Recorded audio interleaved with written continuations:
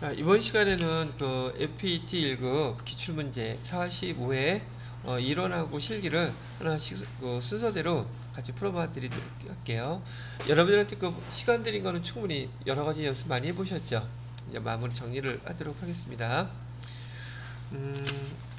여러분 실기 그 입력하실 때 그 프로그램 다운받은 걸로 입력하시는 분들은 여기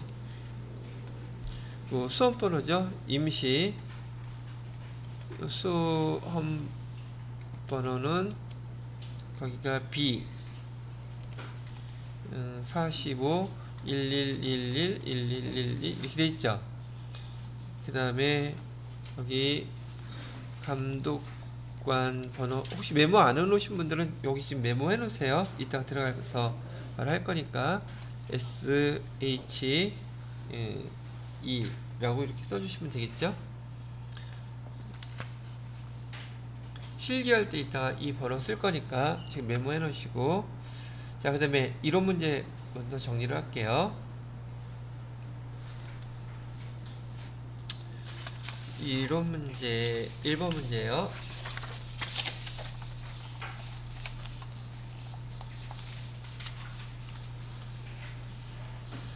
자, 다음 중 선생님의 질문에 잘못 답한 사람을 찾아보랍니다. 재무상태표에 대해서 말해볼까요? 그랬는데 재무상태표 희영이는 자산의 부채를 차감하면 자본을 구할 수 있어요. 이건 금방 할 수 있는 거였었죠? 희영이는 맞게 대답했고요. 선남이는 재무상태표는 유동성이 작은 거, 큰 거, 큰 항목부터 배열한다는 유동성 배열법 설명하고 있네요. 얘는 유동성 배열법을 설명한 거고요. 유동성 배열법에 해당되는 것은 자산 계정하고 부채 계정이라고 얘기해 드렸던 것도 기억하시죠? 우리 계정 구분할 때 자산, 부채 나누어서 표기를 해놨기 때문에 그렇다는 얘기고요. 세 번째, 다에는 정상적인 영업주기 내에서 판매되더라도 보고기간 종료일로부터 1년 이내 판매되지 않은 재고자산은 비유동자산으로 구분해야 됩니까? 그냥 유동자산으로 구분해야 됩니까? 요거 물어본 거죠. 여기 앞에 뭐라고 나와 있어요? 정상적인 영업주기 내라 그랬었죠. 그죠?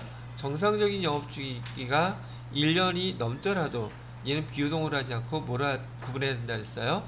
유동자산으로 구분해야 됩니다. 얘기했었죠? 정상적인 영업주기로 구분합니다.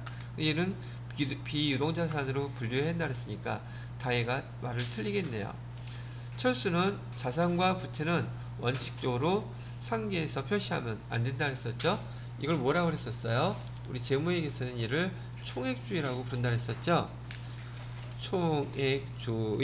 총액주의에 해당되는 것 두 가지, 자산도 총액주의로, 또 모두 자산하고 부채, 그 다음에 수익과 그 다음에 비용 계정도 총액주의로 기록하는 것을 원칙으로 한다 했었어요. 엄밀히 얘기하면 자본도 원칙적으로는 여기 총액주의로 기록을 해야지 돼요. 그런데 기업회계 기준에서 허용한 것이 있다면 상계 처리해서 표시할 수 있다고 지난번에 한번 설명을 해드렸었죠. 자, 일단 그래서 틀린 말은 여기 다혜가 틀리게 대답을 했네요. 3번이 답이게 되겠고요. 자, 그 다음에 2번 문제를 보시게 되면 다음에서 설명하는 보고서에 해당되지 않는 걸 찾으라네요. 회계 기간 말에 회계정보 이용자에게 기업의 경영활동을 나타내는 건 뭐 있었을까? 대한 회계 내용을 전달하여 그들의 경제적 의사결정에 도움을 주고자 하는 결산 후 보고서. 그건 뭐 얘기하는 겁니까? 여기 재무제표 얘기하는 거죠? 재무제표에 해당되지 않는 게 뭐가 있나요? 이런 거는 문제 나와서 딱 읽자마자 답 고를 수 있겠죠? 그럼 얘는 시간도 절약할 수 있고, 그 다음에 점수도 정확히 딸 수 있다는 얘기죠. 뭐 재무제표 또 쓸 필요 없겠죠? 재무제표 써봐요. 재무제표에는 여기 재무상태표, 손익 계산서, 현금 흐름표,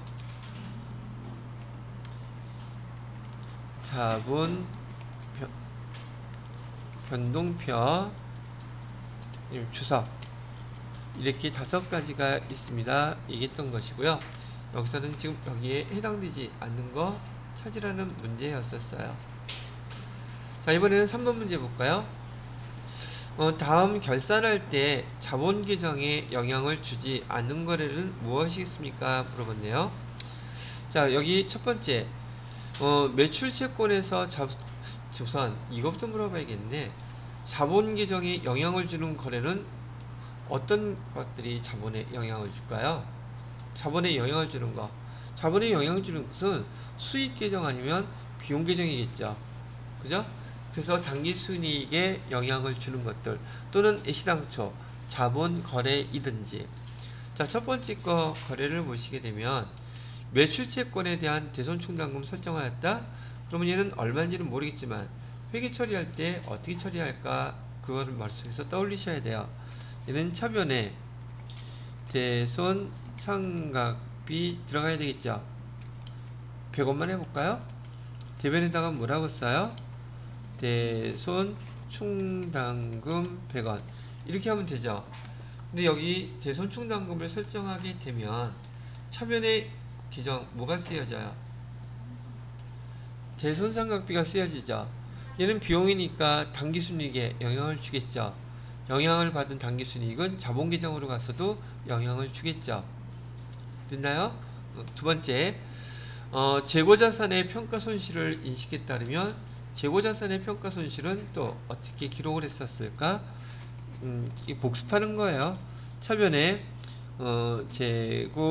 재고자산 평가 손실 이렇게 해야 되겠죠? 100원. 대변에다가는요, 재고자산 평가 충당금 쓰기로 했었죠.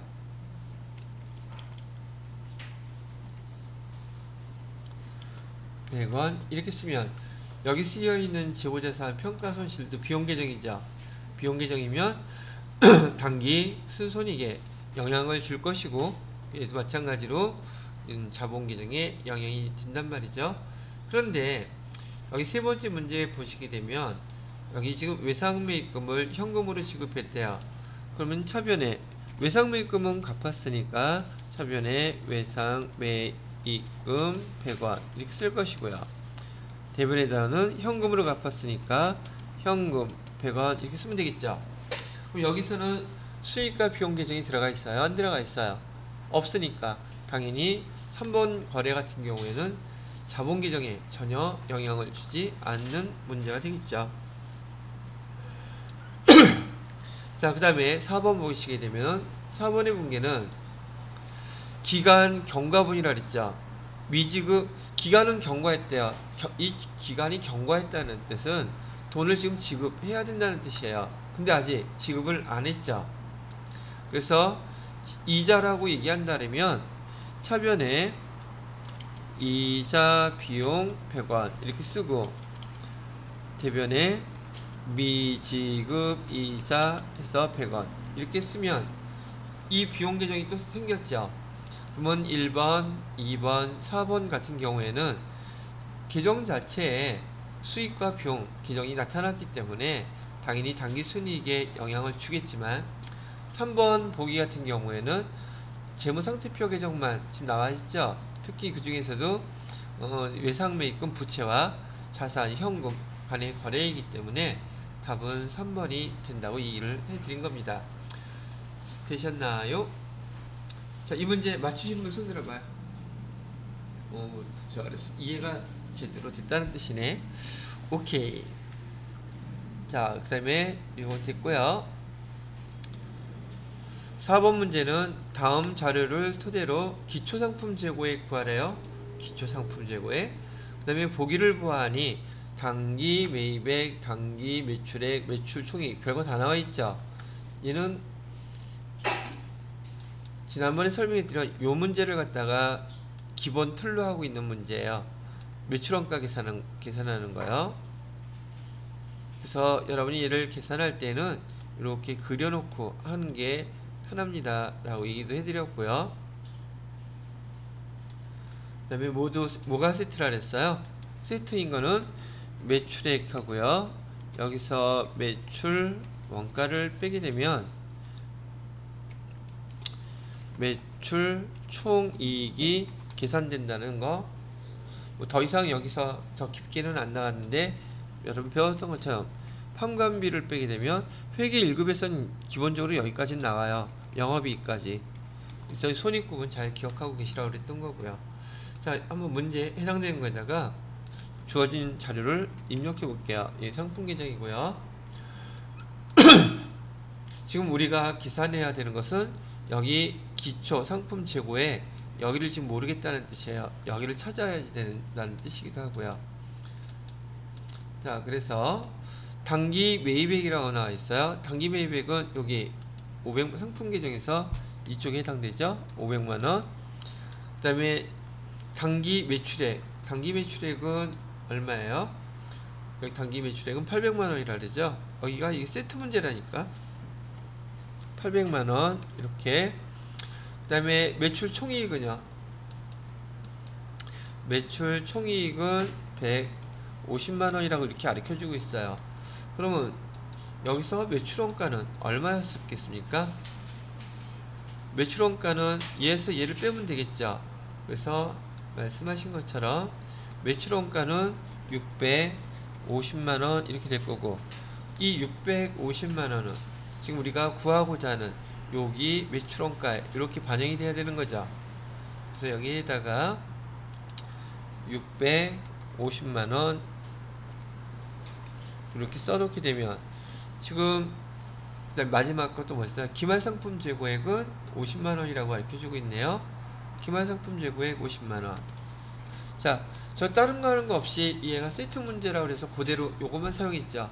다른 거 손댄 거 있어요? 없어요? 없어요. 그러면 기초재고액은 얼마입니까? 700에서 500 빼니까 200이, 예, 그래서 200이 답이 되는 거예요. 제가 이거 설명해 드리면서 얘가 하나의 세트 문제라고 했던 거 이유를 아시겠죠? 이렇게 활용을 해서 시험 문제를 여러분들한테 낸다는 얘기예요. 자, 그래서 4번까지 풀어봤고요.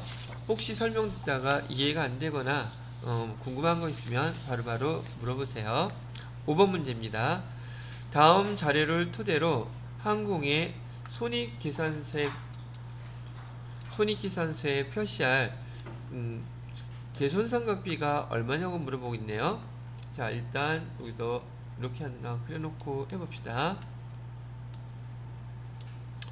이건 총계정 원장에서 대손충당금에 대한 걸 갖다 지금 일단 그려놓은 건데요. 대손충당금 이렇게 되어 있는데, 대손충당금은 정기월이 차변에 기록되겠습니까? 대변에 기록됐습니까? 대손충당금은 대변이 자기 자리죠. 그래서 여기 대변에다가 전기에서 넘어온 대손충당금 잔액이 4만원이 있었다고 하면 여기다가 전기월된 대손충당금 4만원 있었는데, 그 다음에 단기의 말에 매출채권은 150만원 있대요. 자, 단기 중 6만원의 매출채권에 대손이 확정되어 대손 처리했다 그랬죠. 자, 그러면은 보세요. 지금 6만원 매출채권이 대손이 확정됐다면 대손충당금이 현재 얼마가 있겠어요? 4만원이 있었죠? 그럼 대손충당금은 4만원 다 일단 먼저 이렇게 사용이 돼서 없어지겠죠. 그죠? 그 다음에 대손상각비 분기로 하게 되면 이렇게 된다는 뜻이에요. 차변에 대손충당금 있는 4만원부터 이렇게 써야 될 것이고, 대변에다가는 매출채권 얼마를 못 받게 됐다 했어요? 6만원을 못 받게 됐다고 했으니 이렇게 써주고, 대손충당금이 모자르면 나중에는 얼마로 다 써야 돼요? 계정을 대손상각비 쓰라 그랬죠? 대손상각비 얼마를 더 써야 돼요? 2만원. 이렇게 해가지고 매출채권 다 처리를 해놨었겠죠. 일이 있어요. 자, 마지막으로 기말 매출 채권 잔액의 5%를 대손 충당금으로 추정한다고 되어 있죠. 자, 지금 여기 기록하기 전에 기말 거 기록하기 전에 대손 충당금은 남아 있어요? 안 남아 있어요? 대손 충당금 여기 전기말에 4만 원이 있었는데 여기 4만 원 지금 다 썼잖아요. 대손 충당금 남아 있어요? 안 남아 있어요? 안 남아 있죠. 오히려 대손 삼각비로 2만 원 더 썼죠. 자, 그리고 기말이 됐대요. 매출채권 잔액이 얼마라고 나와 있어요? 매출채권 잔액은 150만 원이라고 되어 있죠. 그러면 올해 기말에 대손 충당금 설정해야 될 금액은 얼마였었어요? 대손 충당금 설정액은 150만 원 곱하기 얼마? 5% 계산하면 얼마 계산되나요? 오히려 75,000원 나오나요? 75,000원. 지금 우리는 12월 31일 날 대손 충당금을 얼마를 설정해야 돼요? 75,000원 설정하셔야 되죠? 자, 그러면 지금 대손 충당금 하나도 안 남았다면서요. 차변에 대손 상각비 75,000원. 대변에는요, 대손 충당금 75,000원. 이렇게 해야 되겠죠? 근데 문제에서 뭐 물어봤어요? 손익계산서에 표시될 대손상각비는 얼마가 되겠습니까? 물어본 거잖아요. 그러면 여기 12월 31일 날 대손상각비 75,000원 얘만 들어갔을까? 아까 우리 대손상각비 여기서도 2만원 썼었잖아요. 두 개 합치면 금액은 얼마가 되겠어요? 손익계산서에는 95,000원이 들어갔겠죠? 요 문제 아주 잘 나오는 문제예요. 이런 식으로. 대손 상각비 뿐만이 아니라 대손 충당금과 관련돼서 이렇게 회계 처리하는 걸 이해하고 있는지 모르는지 잘 물어보더란 얘기예요. 이해되셨어요? 자, 그 다음에 6번 문제를 볼게요.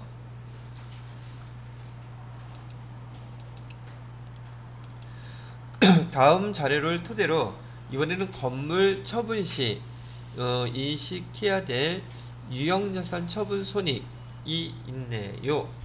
자, 제가 이거 어떻게 하라고 말씀을 드렸었냐면 유형자산 처분 이익이 나오면 반드시 요 모양으로 만들어 놓으셔야 돼요. 그랬었어요.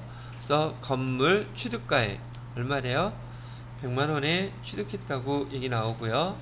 그 다음에 감가 상각 누계 얘 아직 얼마인지 계산이 안 됐고요. 이렇게 하게 되면은 요 차액이 장부가액이 나오게 될 텐데 장부가액 나온 거에서 지금 얘를 얼마에 처분했다고 나오고 있어요? 얼마인지는 모르겠는데 120만원에 처분했다고 나오고 있죠. 그죠? 자, 근데 여기서 지금 요 모양으로 만들어서 정리를 하려고 하다 보니까 감가상각 누계액이 얼마인지를 모르죠. 자, 그러면 2020년도에 얘 지금 100만원에 취득했었는데 우리 감가상각비를 계산해 봐야 된다는 얘기예요. 그러면 정액법으로 감가상각할 때 어떻게 감가상각한다 그랬어요? 취득가액에서 뭐 빼줘야지 돼요? 정액법은 잔존가치 10만원 이렇게 빼주셔야 되죠. 그럼 감가상각 대상금액은 얼마가 나옵니까? 90만원 나오죠. 내용연수 몇 년이래요? 3년 이렇게 해주게 되면 감가상각비는 매년 얼마예요? 30만원 이렇게 계산이 됐어요. 근데 얘는 1년치라 그랬었죠. 자, 근데 얘는 지금 몇 월 달에 팔리고 있어요? 12월 31일날 6월 30일날 팔았다 그랬죠? 됐어요? 그럼 결국은 1년 있다가 팔은 거죠. 그럼 여기 감가상각 누계액은 1년 동안 얼마였겠어요? 결국 30만원이었었겠죠? 그래서 여기 30만원 이렇게 해주시게 되면 장부가액은 얼마로 계산이 돼요? 70만원짜리죠? 됐나요? 자, 장부가액으로 이렇게 70만원짜리를 지금 120만원에 팔게 되면 우리가 이익이에요, 손해예요? 50만원이 이익이 생겼죠. 얘는 유형자산 처분 이익입니까? 유형자산 처분 손실입니까? 유형자산 처분해서 이익 생긴 거죠. 답은 몇 번이라고 나와 있어요? 3번이 답입니다. 이해되셨어요? 이해 안 되신 분 손? 되게 간단한 문제예요. 자, 7번 문제요. 당기의 지출 관련 자료가 다음과 같을 때 판관비가 얼마입니까? 이건 판관비 구분할 줄 아는지 모르는지 이런 것도 잘 나온다 그랬었죠. 자, 상품 매입할 때 운반비, 얘는 뭘로 적어주라 그랬었죠? 얘는 상품 계정으로 적어주셔야 돼요. 왜? 얘는 상품을 매입할 때 부대 비용은 뭘로 처리하라 그랬어요? 상품 자산 처리하라 그랬었죠. 그래서 얘는 부대 비용으로서 얘는 상품이라고 기록해야 되기 때문에 운반비 15만원은 판관비가 아니란 얘기고요. 자, 두 번째 접대비. 접대비는 대표적인 판관비죠. 얘는 판관비에 들어갈 것이고요. 상품 매출, 이번에는 매입이 아니라 매출할 때 운반비는 판관비라 그랬죠. 얘도 포함시켜야 될 거고요. 외화 환산 손실은 영업과 관련이 있어요, 없어요? 얘는 없죠. 그러면 얘는 영업 외 비용이 된다는 뜻이죠. 얘는 판관비가 아니라 얘는 영업 외 비용 처리를 해야 하므로 우리가 여기서 문제에서 요구하는 건 판관비만 물어봤으니 접대비 12만원하고 매출할 때 운반비 20만원 두 개 더하면 32만원이 답이 되겠네요. 그래서 여기 2번이 답이 된답니다.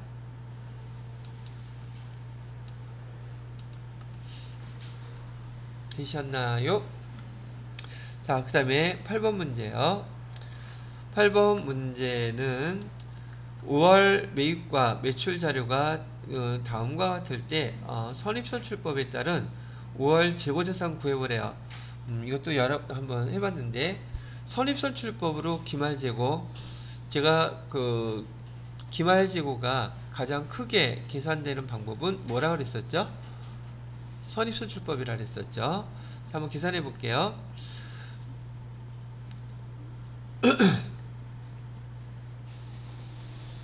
자, 우선 개수부터 한번 따져볼까요? 예, 보기가 좀 불편하니까 여기 5월 1일부터 제가 문제만 풀면 금방인데 여러분들이 헷갈릴 것 같아서 이렇게 한번 풀어서 써볼게요. 5월 1일날 기초 재고가 있었대요. 근데 개수는 300개가 있었고요. 그러면 단가는 얼마였겠어요? 300개로 15만원을 나눠주면 되겠죠? 그죠? 15만원을 나누기 300개 했더니 단가는 500원짜리였겠네요. 그래서 지금 가격은 총 얼마가 있다? 15만원 있습니다. 이렇게 나타낸 거고요. 그 다음에 5월 15일날 매출을 했답니다. 매출을 몇 개를 했냐면 200개를 했대요. 단가는 필요 없다고 하고요. 그 다음에 5월 28일날 또 다시 매입을 했네요. 매입을 한 게 몇 개를 했냐면 100개를 했다고 얘기하고요. 그럼 얘는 단가가 들어올 때 540원이었었겠죠. 그래서 전체 금액은 주어진 대로 54,000원 이렇게 계산을 해 놓은 거고요. 그 다음에 5월 30일 날 여기 매출을 했답니다. 매출을 몇 개 했느냐? 50개를 했다고 얘기하고요. 자, 중요한 것은 일단 이렇게 여러분이 저는 이렇게 보기 쉬우라고 나열해서 쓴 거고요. 상품이 총 몇 개 있었어요? 지금 여기 기말 재고 금액 물어보잖아요. 그럼 남아있는 상품의 개수만 빨리 파악하면 되겠죠. 자, 처음에 여기 300개 있었는데 그 다음에 또 매입한 거 100개, 그럼 총 400개 있었죠. 400개 있었는데 매출된 게 몇 개예요? 250개죠. 그럼 재고는 몇 개가 남아 있겠습니까? 개수 수량으로 따지게 되면 400개에서 250개면은 150개가 남아 있겠죠. 그죠? 근데 이 150개 구성 내용이 좀 달라요. 봐요. 기말 재고를 구할 때 매출한 것을 기준으로 해서 지금 기말 재고 중에서 300개 중에서 200개를 팔았으면 기초 재고에 100개 있었겠죠. 그죠? 그런데 50개를 또 팔았다면 기초 재고 또 100개가 나가겠죠. 그래서 기초 재고는 현재 몇 개가 남아 있겠습니까? 기초 재고는 50개만 남아 있을 거란 얘기죠. 단가는 얼마짜리가? 500원짜리가. 그러면 기말 재고 금액은 얼마가 되겠어요? 50개 곱하기 500원 하게 되면 25,000원이 기초 재고에서 아직도 남아 있을 것이고, 그 다음에 여기 밑에 지금 매입한 거 몇 개를 매입했어요? 매입했던 거 100개는 그대로 남아 있겠죠. 총 150개가 남아 있다고 했었으니까 얘는 금액이 얼마짜리라 했어요? 단가는 계산할 필요도 없어. 그냥 금액만, 왜? 기말 재고 금액 물어봤으니까 54,000원 더해주게 되면 금액은 얼마가 계산이 되겠어요? 두 개 합치니까 손익손실법으로 계산했을 때 여기 79,000원이 답이 되겠네요. 4번이 답이 된다는 얘기랍니다. 이해되시겠어요? 저는 저기 풀어 쓰느냐고 좀 시간이 이렇게 걸려서 쓴 것이고, 여러분은 기초 재고에서 재고 몇 개 남았는지, 그 다음에 어떤 재고가 얼마만큼 남았는지 그것만 계산하시면 금방 계산할 수 있을 거란 얘기죠. 되셨나요?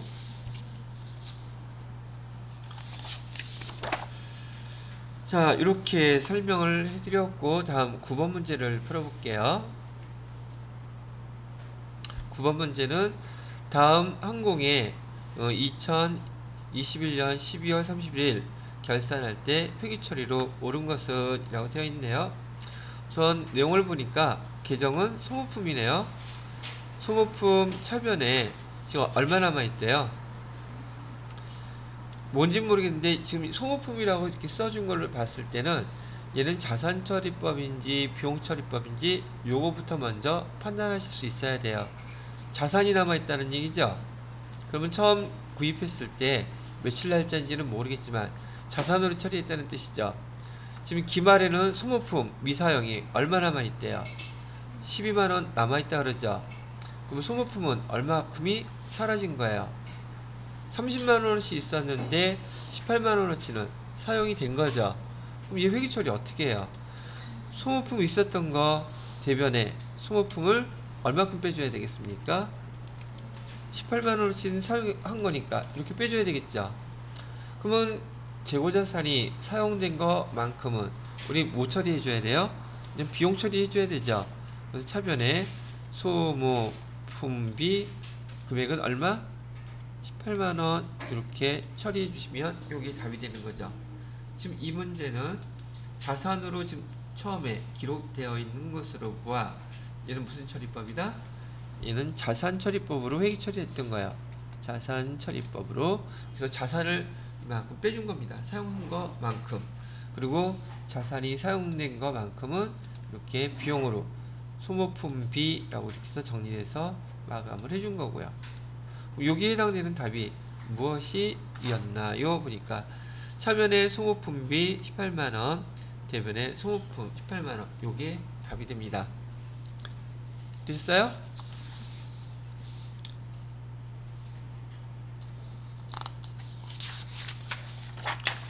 자, 그 다음에 10번 문제를 보죠.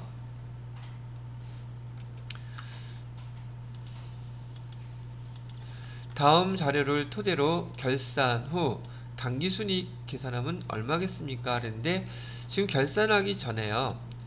수정사항들 반영하기 전에 지금 당기순이익이 1000만원이었었대요.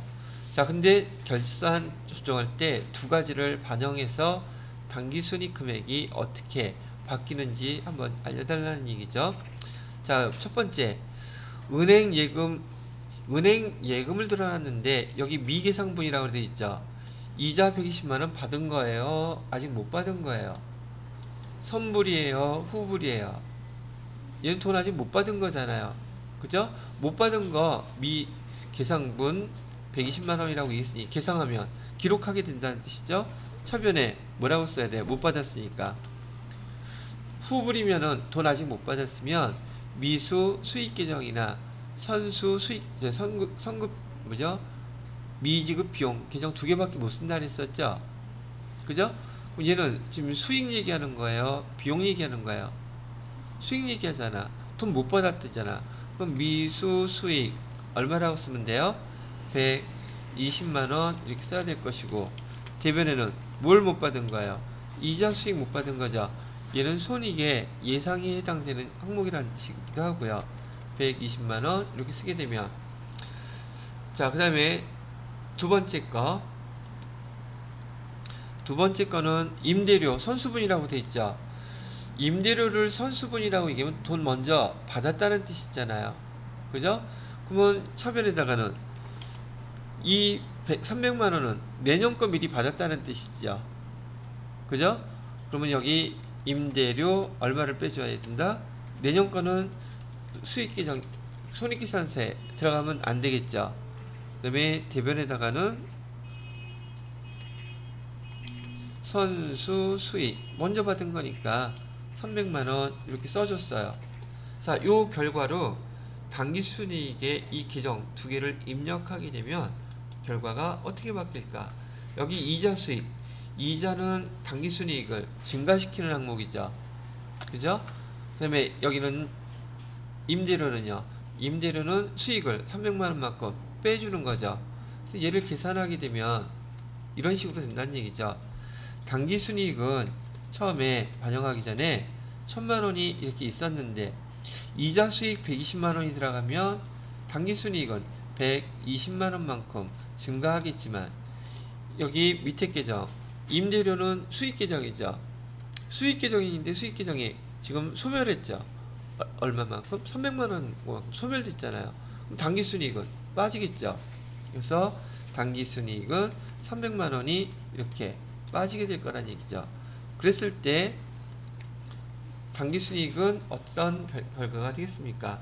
1120만원에서 마이너스 300만원 해주니까 당기순이익은 820만원 이렇게 계산이 되게 되겠네요.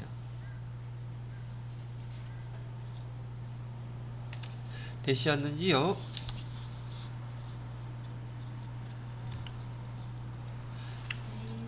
자, 그래서 여기까지가 지금 재무회계 여기 시험 올해 들어서 처음에 봤었던 45회 문제 한번 쭉 풀어봤고요. 11번 문제부터는 부가가치세 문제예요. 부가가치세 문제는 5문제가 나오는데, 부가가치세도 배운 지 시간이 좀 됐으니까 요거 정리하면서 요걸로 한번 구분해 보세요. 1번 문제는 부가가치세법상 납세 의무자에 해당되지 않는 자는 누구냐고 물어봤죠. 부가가치세 납세 의무자 해당되지 않은 사람, 사업자. 어떤 사업자예요? 누구? 쉽죠? 이런 것만 나오면 좋겠는데. 그래서 사업자는 면세사업자. 면세사업자는 부가세법상의 사업자가 아니라 그랬었죠.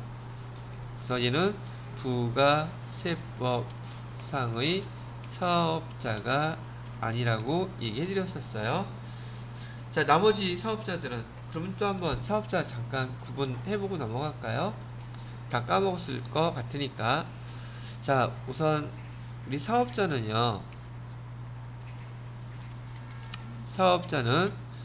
우선 과세사업자하고 면세사업자로 구분한다 그랬었어요. 과세사업자는 부가가치세를 부과하는 사업자를 얘기하고, 지금 여기 나오는 면세사업자는 당연히 부가가치세가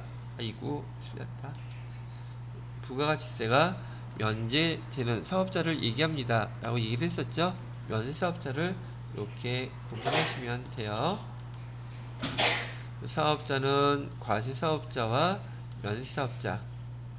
과세사업자는 부가가치세가 부과되는 사업자, 납세 의무자고, 면세사업자는 납세 의무자가 아니라고 얘기해 드렸고요. 여기 또 과세사업자는 크게 두 사업자로 구분한다 그랬는데, 하나는 일반 과세자하고 또 하나는 간이 과세자로 이렇게 구분을 해요. 얘기를 해드렸어요. 그래서 일반 과세자와 간이 과세자로 구분하는데, 간이 과세자는 직전 연도 매출이 공급 대가로 4,800만원 이하인 영세한 사업자들 얘기한다 그랬었어요.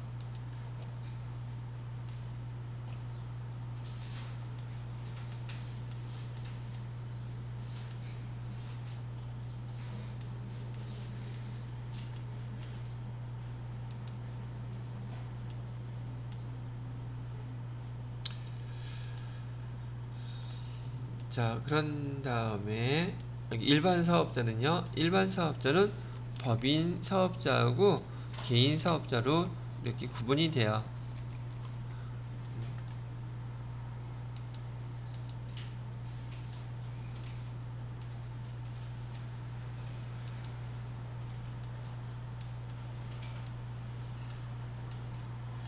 자, 그래서 지난번에 또 모두 제가 정리해 드렸냐면, 이 중에서 영세율 사업자는 다 여기에 해당되는 사람들이 영세율 사업자고, 여기에 해당되는 사람들은 다 과세사업자라고 얘기를 해 놓았더랍니다.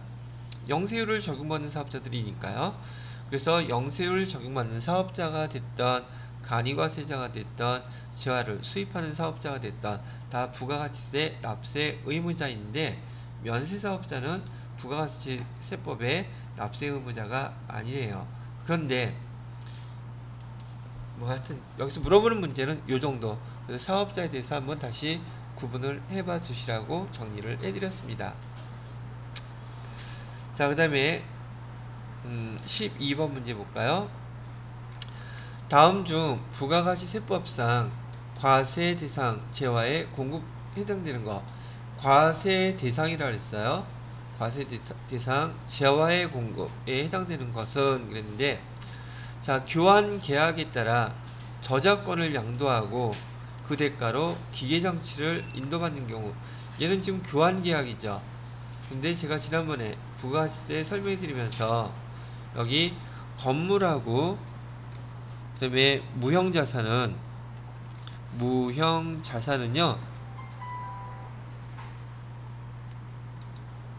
공통점이 있다 그랬어요. 얘를 갖다가 매각이나 팔면, 양도하면은 얘는 재화로 보기로 했었고요. 그 다음에 얘를 빌려주면은 얘는 용역으로 구분할 거예요 했던 얘기 기억나시죠? 그럼 얘는 교환 계약이라고 얘기하는 것은, 교환이라는 것은 매각했다는 뜻이에요. 그러니까 당연히 재화의 공급이라고 구분할 수 있겠죠. 그래서 저작권 양도하고 그 대가로 기계장치를 인도받은 경우는 얘는 재화의 공급에 해당됩니다. 그래서 얘는 재화의 공급이라고 되게 돼 있는 거죠. 자, 종 쳤으니까 10분 쉬었다가 계속 설명해 드리도록 하겠습니다. 자, 여러분이 이렇게 문제를 푸실 때는 지금 여기 제가 보기 하나하나 다 설명해 드리고 있죠. 저니까 설명해 드린다고 그렇게 생각하시면 안 되고요. 여러분 문제 푸실 때 보기에 나와 있는 것들은 뭐가 틀렸으면 뭐가 틀렸는지, 뭐가 맞았으면 뭐가 맞았는지 하나하나 다 구분해서 연습을 하셔야 된답니다. 일단 여기 12번 문제 계속 풀고 나서 그 다음에 요거 정리를 한번 다시 해드려 볼게요. 자, 2번 문제 보기를 보시게 되면 지금 매매 계약에 따라 비상장 주식을 갖다가 인도하는 경우라 그랬었는데, 여기는 주식이라는 게 나왔어요. 제가 지난번에 그 면세 품목에서 면세 부가 문제 교재에서 이렇게 나왔어요. 부가가치 구성요소라고 나왔어요. 부가가치 구성요소인 것은 면세에 해당되는 것들이고요. 대표적으로 토지하고요. 그 다음에 또 하나는 여기 제가 금융이라고 기억하라고 얘기해 드렸었죠. 금융에는 은행도 있고요. 그 다음에 증권도 있고요. 그 다음에 여기 보험도 있다고 했었고, 이런 것들을 할 때 여러분이 부가가치세 낸 적 없지 않았냐고 제가 한번 물어봤었단 말이죠. 그래서 비상장 주식은 여기 증권회사에서 거래하는 상품 중에 하나예요. 그래서 이런 금융과 관련된 항목들은 부가가치세 제와의 공급으로 보지 않는다고 얘기했었어요. 그 다음에 돈으로 주고받고 하는 거, 이것도 제와의 공급이라고 보지 않는다 했었죠. 두 번째 보기는 바로 여기에 부가가치세 구성 요소에 해당되는 걸 질문을 한 거예요. 얘네들은 다 면세라고 제가 얘기해 드렸고요. 저기 제와의 공급이라고 하면 면세, 제와의 공급이라고 얘기하면 우리가 부가가치세가 부과되는 그 부가 대상이 뭐냐고 정리해두라고 얘기했었죠. 부가가치세가 부과되는 항목은 재화의 공급 또는 용역의 공급 또는 수입 재화의 공급, 이 세 가지의 부가가치세가 부과되는 거예요 라고 얘기해 드렸었잖아요.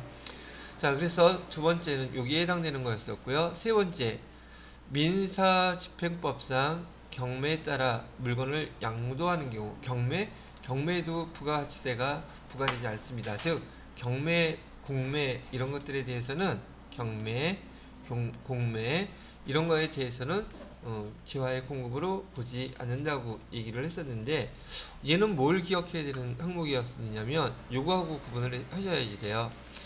우선 재화의 공급인데 일반적으로는 재화의 공급으로 보이지 않아요. 재화의 공급이라는 뜻은 판매됐다는 뜻이라고 합니다. 그래서 재화의 공급으로 보는 경우, 그래서 제가 특별하게 간주공급이라는 용어를 사용했었어요. 간주공급은 우리 일반적으로는 판매한 게 아닌데 얘 무상으로 공급이 됐음에도 불구하고 판매된 것으로 보겠다는 얘기를 했었죠. 여기 판매된 것으로 본다라는 뜻이었었는데, 어떤 게 있었어요? 간주공급에는 첫 번째 자가공급이라는 게 있었어요. 자가공급은 세 가지 상태가 있었는데, 면세 사업으로 전용하게 되면 얘는 판매한 것으로 보겠다. 두 번째로는 여기 1000cc라고 제가 약자로 썼었죠. 1000cc는 뭐에 했었어요? 여기 비영업용 소형 승용차 취득 또는 사용과 관련돼서 세금계산서 받으면 불공 처리한다는 거 썼잖아요. 바로 그거에 해당되는 거. 세 번째로는 타사업장 반출. 얘는 반드시 모일 때만 해당된다고요. 판매 목적으로 여기 타사업장으로 반출했을 때, 그때 간주공급 판매된 것으로 볼 겁니다 라고 얘기한 것. 이거는 다 지금 재화의 공급에 해당되는 것들이에요. 내용들이. 두 번째는 뭐 있었어요? 개인적 공급 있었죠. 세 번째는요, 사업상 증여. 네 번째는 폐업시 남아 있는 재화는 다 공급된 것으로 본다고 했던 것들이에요. 그러니까 여기서 재화의 공급에 해당되는 것, 만약에 이 간주 공급에서 나왔었다면 다 거기에 해당되는 것들이에요. 근데 간주 공급 말고 재화의 공급으로 보지 않는 것 밑에 세 가지, 그때 부가가치세 때 세 가지가 있었어요. 첫 번째로는 뭐가 있었어요? 첫 번째로는 담보로 제공된 것. 담보로 제공된 것은 재화의 공급으로 보지 않겠어요. 두 번째는 사업의 포괄적인 양수도. 사업을 갖다가 포괄적으로 양수도 계약을 하게 되면 얘도 재화의 공급으로 안 볼 거예요. 부가세가 부과 안 된다는 얘기였었고요. 세 번째는 뭐가 있었나요? 세 번째로는 조세의 물납. 요걸 해당되게 되면 얘는 재화의 공급으로 보지 않는다는 뜻은, 지금 부가가치세 부과한다 안 한다 요런 내용들을 여기서 이렇게 정리를 해 두시면 된다는 얘기였었고, 이게 되게 중요한 항목들입니다 얘기를 했었죠. 지금 처음 문제 풀어보면서 이런 항목들을 요런 물건에 요런 상황에서 이런 것들을 갖다 여기에 지금 들어가는 거구나. 그럼 여기에 지금 3번 보기 같은 경우에는 3번 보기는 여기에다가 하나 더 추가시켜 놓을 수도 있어요. 여기 재화의 공급으로 보지 않는 거, 조세 물납, 세금과 관련된 거하고 여기 지금 경매 또는 공매 이런 걸로 하더라도 재화의 공급으로 보지 않는다. 세 번째 게 여기에 해당돼요. 자, 거기 네 번째 거 보게 되면 대가를 받지 않고 무상이라는 뜻인데 다른 사업자에게 견본으로 줬죠. 견본품으로 인도하는 경우에 얘는 재화의 공급으로 보지 않고 견본품 줄 때 부가세까지 붙여서 판매하는 게 아니죠. 그래서 지금 여기 헷갈리게 하려고 했던 문제는 타사업장 반출 요거하고 여러분이 구분을 할 줄 아는지 그거 물어본 문제예요. 자, 타사업장이나 사업자한테 사업상 증여에도 해당이 될 수 있죠. 여기 사업상 증여에 해당된다고 보면 되겠네요. 얘는 지금 판매가 아니라 뭘로 준 거예요? 견본품으로 준 거죠. 이건 재화의 공급으로 안 보겠다는 얘기예요. 즉 여기에 해당되지 않는다는 걸 갖다 얘기하는 것들이란 얘기죠. 자, 13번 문제 보게 되면 이번에는 영세율에 대해서 물어보고 있네요. 영세율. 여러분이 배웠던 것처럼 영세율이라는 것은 여기 수출하는 회사가 수출기업이죠.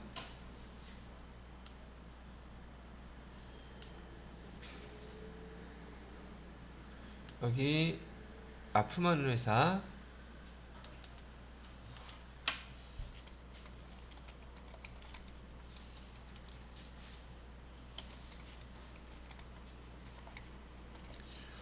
자, 이렇게 수출하는 회사한테 국내에서 이렇게 수출하는 기업으로 제품을 납품하는 경우, 납품할 때는 영세율 세금계산서를 발행하죠.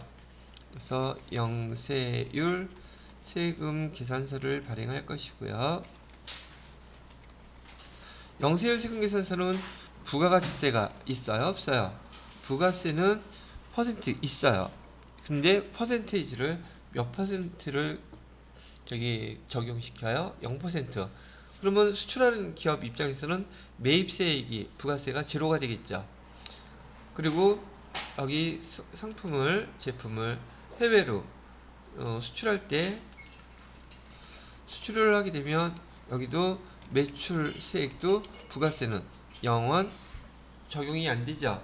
그래서 얘는 영세율일 경우에는 매출세액도 제로, 그 다음에 요 밑에서 계산됐던 부가세가 제로 되는 매입세액도 제로. 그래갖고서는 매출, 매입 두 가지가 다 부가세가 부과되지 않는다 그래서 얘를 완전 면세제도라고 얘기를 한다 그랬었어요. 거기에 반해서 여기 첫 번째 수정이가 얘기하는 부분면세제도에 해당된다는 것은 면세제도를 얘기했었던 거죠. 얘는 뭘 뜻한다? 면세제도를 얘기하는 거랍니다. 면세제도는 매출할 때는 매출세액이 없죠? 매출세액은 없지만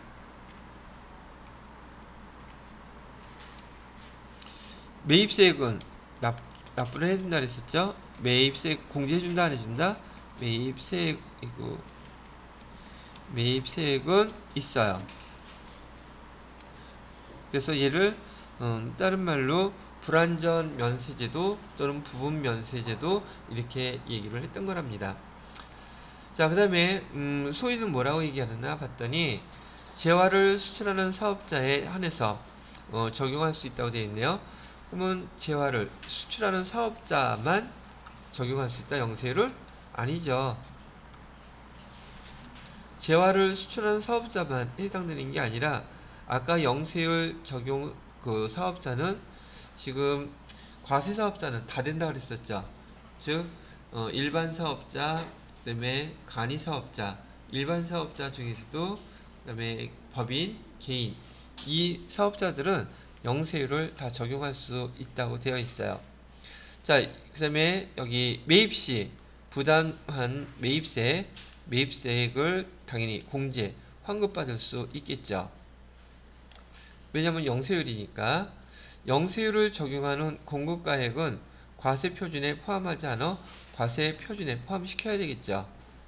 왜냐면 예를 들어서 수출하는 그 금액이 공급가액이 이거 공급가액 세액 수출할 때는 공급가액만 이렇게 10만원 있었다고 치면 세액은 0. 부가세법에서는 이 공급가액을 다른 말로 뭘로 부른다 그랬어요? 과세표준이라고 부른다 그랬었죠? 그래서 영세율을 적용하는 공급가액은 얘도 마찬가지로 부가가치세 신고세 거기 과세표준에 다 금액 표시됐던 거 기억하시죠? 자, 그래서 여기에 해당되는 답은 영세율에 대해서 바르게 설명한 사람이 누구냐고 물어봤으니까 여기 순서를 보면 면세 부분 수종이는 틀리게 대답했고요. 재화를 수출하는 사업자에 한해서 적용한다고 했으니 얘도 틀렸죠. 얘는 수출하는 사업자뿐만이 아니라 여기 일반 법인이라든지 일반 개인 그다음에 간이 사업자도 다 포함이 될 수 있다 그랬어요. 면세사업자는 물론 안 돼요. 면세사업자는 안 되기는 하지만 만약에 면세를 포기하게 되면 여기 영세율 적용받을 수 있다고도 얘기해놨고요. 그 다음에 여기 매입시 부담한 매입세 또는 공제 환급세 환급 받을 수 있다고 했으니까 얘가 맞는 말이고요. 그 다음에 영세율은 공급가액이 과세표준에 포함하지 않는단 말 틀렸고, 그래서 답은 이게 이름이 뭐냐 인거리가 답이 되겠네요. 자, 전반적으로 한번 또 부가세에 대해서 정리를 해봤죠. 이렇게 기출문제 풀이하면서 부가세는 이걸로 정리하고 계속 반복해서 문제 풀어보시다 보면 문제는 대부분 거기서 거기로 나와요. 자, 그 다음에 4번 문제 볼게요. 다음 자료를 이용해서 여기는 가방, 도매업을 영위하는 항공의 예정 신고 기간이래요. 일기예정은 몇 월달이에요? 1월부터 3월이겠죠? 과세표준을 계산하면 얼마입니까? 라고 물어보고 있어요. 여기 나왔네. 과세표준을 계산을 해보래요. 자, 판매 장려용 증정품. 판매를 장려하기 위해서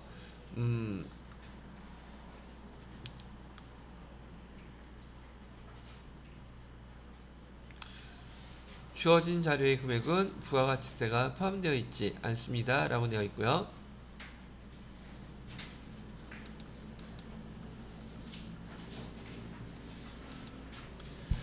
(1월 14일) 날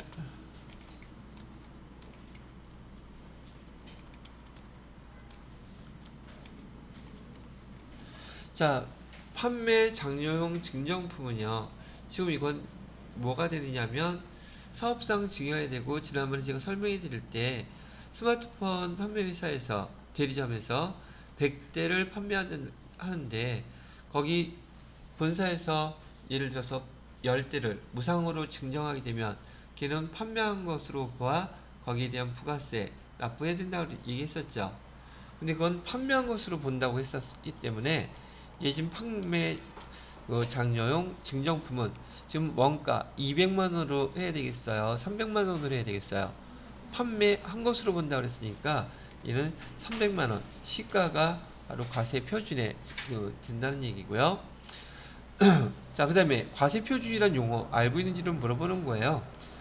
2월 11일 날 가방 수출을 하게 되면 수출액은 여기 600만원 자체가 지금 공급가액이 되고, 공급가액은 부가세에서는 과세 표준이란 용어 들어간다 그랬었죠. 자, 그 다음에 3월 5일 날 이자 수령이 연체 이자 수령이라 했는데, 지난번에 과세 표준 결정할 때 과세 표준에 포함시켜야 될 거, 포함시키지 않아야 될 거 있었죠. 연체 이자는 과세 표준에 그때 포함시켰어요, 포함시키지 않았어요? 얘는 포함시키지 않았어요. 그래서 연체이자는 과세표준에 포함하는 항목이 아닌지라 문제에서 지금 제시한 과세표준 금액 얼마예요? 물어보면 두 가지 금액인 900만 원이 답이 된답니다. 자, 이렇게 설명해 드리고 그 다음에 15번 마지막 문제죠. 사업자가 부담한 매입세액 중에서 매출세액에서 공제할 수 있는 거 찾아보래요. 지금 매입세 공제 가능한 거.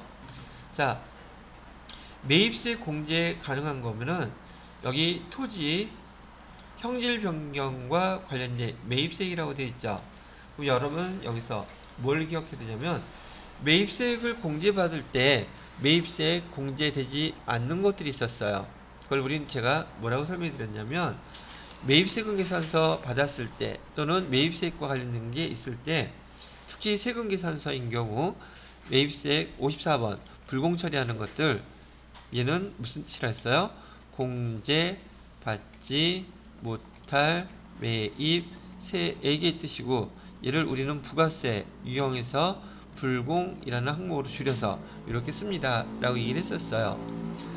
불공사항에는 총 6가지 있었어요. 첫 번째는 세금계산서의 필요적 기재사항이 오류 또는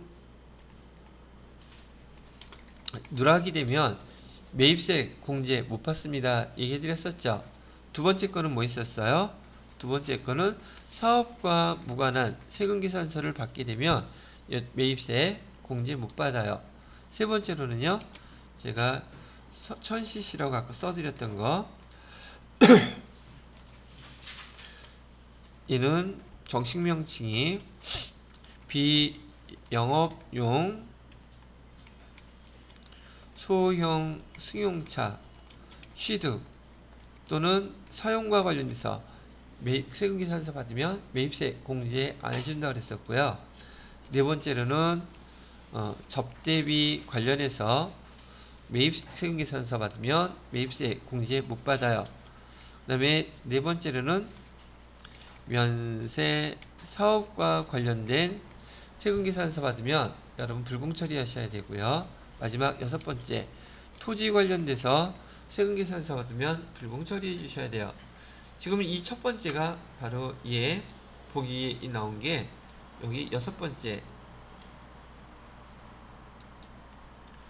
여기에 관련된 거예요. 그래서 이런 문제들을 보기에서 이렇게 나왔을 때 어떤 내용에 관련된 것들을 몇 번만 연습해 보시면 부가세 문제 어렵지 않게 여러분이 해결할 수 있을 거예요. 두 번째 보기 보시게 되면 거래처의 접대 목적이라고 되어 있죠. 취득한 재화와 관련된 매입세 얘는 불공사항에서 뭐와 관련된 거예요? 접대비 관련 네 번째 이에 해당되는 거고요. 세 번째 과세 사업에 사용하기 위하여 취득한 화물차와 관련된 매입세. 과세 사업은 어차피 면세가 아니기 때문에 얘는 이상 없이 매입세 공제가 가능한 것이고요. 그 다음에 면세 재화를 제작할 목적으로 구입한 종이 관련된 매입세액은 여기 면세와 관련돼 있잖아요. 그래서 얘는 면세 관련 5번에 해당되는 문제를 이렇게 보기로 말로 설명을 물어본 거랍니다. 그러니까 얘는 여러분들이 회계 프로그램에서 실무로 세금계산서 보고 입력하는 문제도 나오지만 부가세 이론에서 앞으로 여러분이 세무 2급 배울 때도 아주 많이 나올 항목들이에요. 그래서 제가 불공사항 얘네들은요 6가지 꼭 기억 암기해 놓으세요 라고 얘기를 해 놓았던 거랍니다. 그러면 여기서 불공사항도 다 나와갖고 그 다음에 아까 그 간주공급에 대한 문제도 다 나왔죠. 부가세 5문제가 이 2가지가 되게 중요한 여러분들이 자격시험에서 출제되는 문제들의 형태들이에요. 그 형태를 이렇게 잘 이해만 하시면 되겠고요. 암기해 놓으라는 건 잘 암기해 놓으시면 되겠습니다.